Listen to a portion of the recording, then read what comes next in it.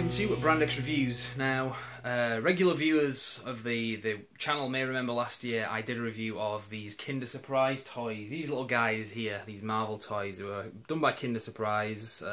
Obviously you'll know what that is. But there was a series of 10 of these, and they were pretty cool. I remember I was out last year. It was a Sunday. I was out working where I work, at the office that I working the weekend. Me and a friend of mine went off for a wander up to Aldi, and when we were there, they had these Kinder eggs, and it had Marvel on it, and we were like, well, we love Marvel, what is it? So we bought them, and it was, like I say, it was these kind of cool little toys. They were called Twist Heads because you can, well, twist the heads and stuff. Very thoughtful name there. But it was a series of 10 of them, and I've got them on the shelf in the background. You can't really see them brilliantly, but I did a review of them last year, so if you want to check that out, it's at brandexreviews.com. But I was thinking anyway, all this time I was like hoping, you know, they should do a second series of these, you know, because they were pretty cool and there's plenty of characters that they didn't do.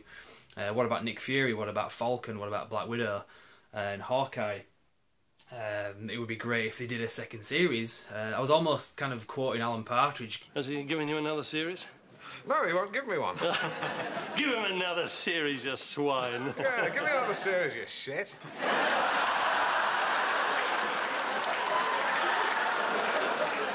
But I didn't go that far anyway. But as I say, we were hoping for that. And one of my contributors for Brandex Reviews, I've mentioned his name loads of times, Paul Cage. He's one of the guys that submits a lot of the mailbag questions. Messages me up one night and says, "Have you heard of the new Marvel Kinder Surprise toys?" I was like, "What? The ones that came out last year, new?" Or he's like, "No, brand new, like this year, 2015." And sent me a picture of one of them. Basically, these. And similar concept in how they work, but I'll get onto that in a second. So obviously there's a bit of a difference there. Now there's a debate as whether these are better or worse than last year's. I'm undecided myself, but unfortunately it's not really a second series. It's not a continuation of what they did. It's they're not twist heads. They're kind of different. It's a bit of a shame really, because they've kind of copied a lot of the same characters. Not all of them, but you get a lot of the same characters, like Thor, for example, that I just showed you. They did a Thor twist head. This was last year's Thor. So whether or not they're better or worse, not really my place to say. I mean, you either like them or you don't. But this is the collection anyway. There were 10 last year, 10 characters. There was Captain America, Iron Man, Loki, Incredible Hulk, Thor, Wolverine, Venom, Lizard, Spider-Man and Green Goblin.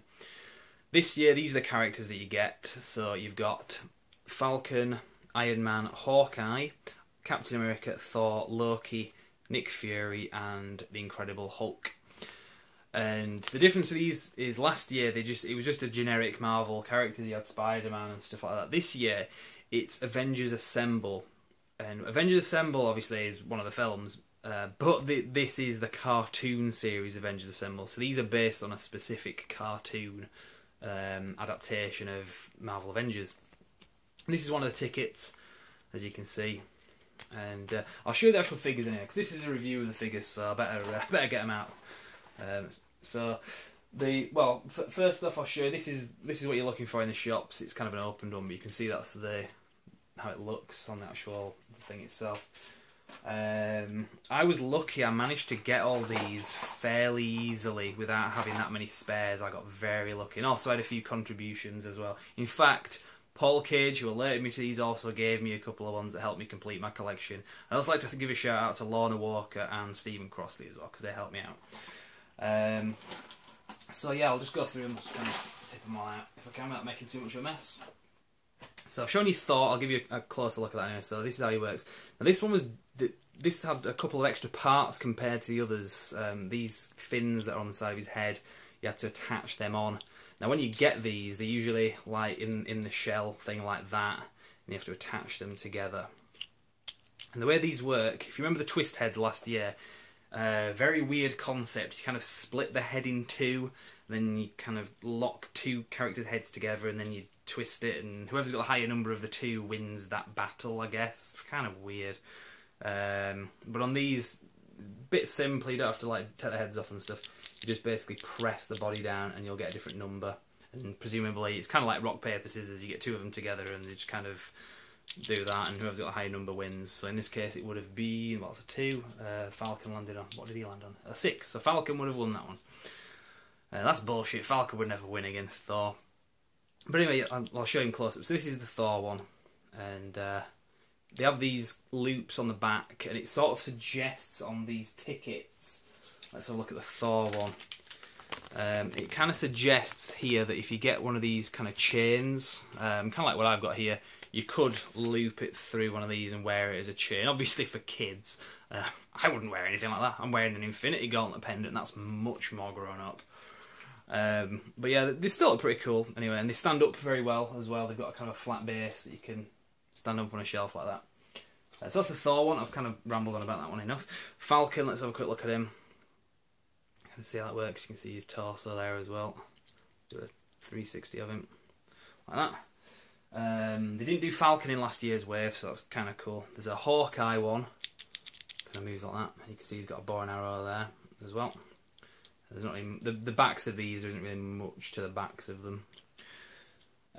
Captain America, this one was sort of different as well, because the shield was a sticker that came with it. You had to kind of stick on there, so that one's slightly different. He's got ears that kind of come out on the side there.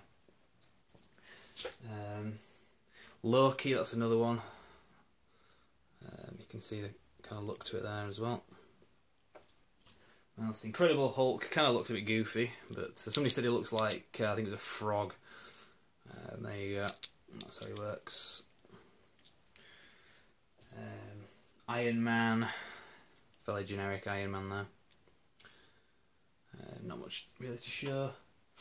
And then there is Nick Fury as well, which is that one. So that's how that works. So those are your figures anyway. Now I would just kind of warn you, if you're going to collect these, just be careful, because it's kind of deceptive if you get the box. If you get the box of them where you get 3 eggs inside of it. Look what it says: 3 eggs inside, 1 in 3 Marvel toys. What that means is, if you get a box of 3, only 1 of them is a Marvel toy. The others will just be generic random stuff as well. So if you want to collect these specifically, buy them individually. Don't buy them in this box, because I wouldn't say you get conned as such, because it does say on the box, but come on, people are just going to see that. They're not going to read every detail like when they buy it, and they're going to get burned when they realise that it's there's only 1 in there out of 3. So it's kind of annoying that they did that. A bit cheeky as well. But that's pretty much it anyway. That's the collection. Looks pretty good on a shelf as well. I mean, last year's collection I had on here, so I'm going to have like this year's as well. They do kind of fall over a bit. They don't stand too brilliantly if you kind of knock the shelves a bit. But they look pretty good on a shelf anyway. And one thing I prefer about these to last year's is they don't have these bits, kind of these loops that kind of hang off the top of them, so you kind of display them a bit better. But that's just a personal choice. Obviously the question is, are these better than last year's? Well, I don't know. There's no definitive answer to that really. It's personal choice. I mean, like I said, let's just compare the two. I mean, I can do a size comparison as well. That's the 2 of them next to each other, so you can see these ones are slightly bigger. I don't know. Maybe these ones are better because they've got a bit more imagination. I mean, these were just the same shape, essentially, just painted differently.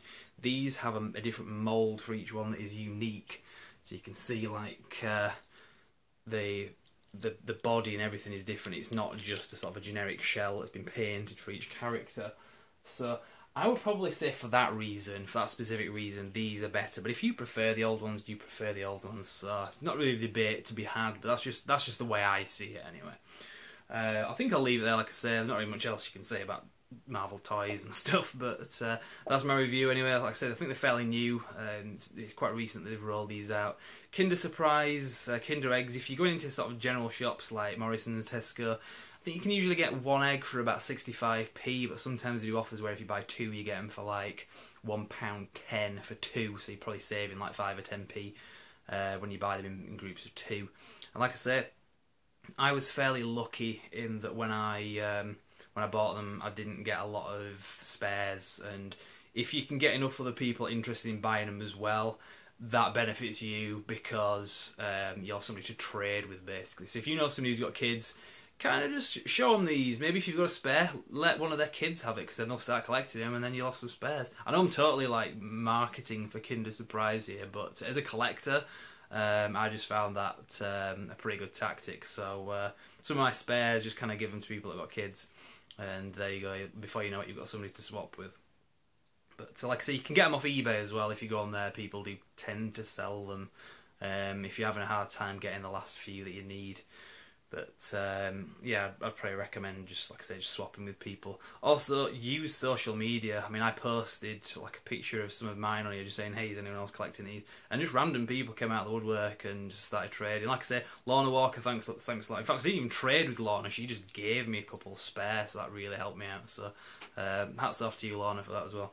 Anyway, right, seriously, I'm going to shut up now. Somehow I've managed to talk for 10 minutes about this, so not really doing my credibility as a grown man any good, but that's what I'm into, so hey, there you go. Now if you're into Marvel and stuff like I say, there's plenty more videos up at brandxreviews.com.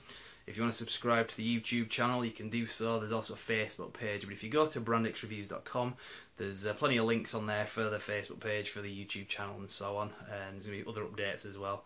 So also check out the review of last year's, I think it was like May time when I posted it, but there's a search function on the website. If you want to watch that video, just look it up. There's probably better videos on YouTube than mine anyway. I mean, mine aren't the best, hence the name, Brand X Reviews. But there we go. Right, I'm going to leave it there. Thank you very much for watching.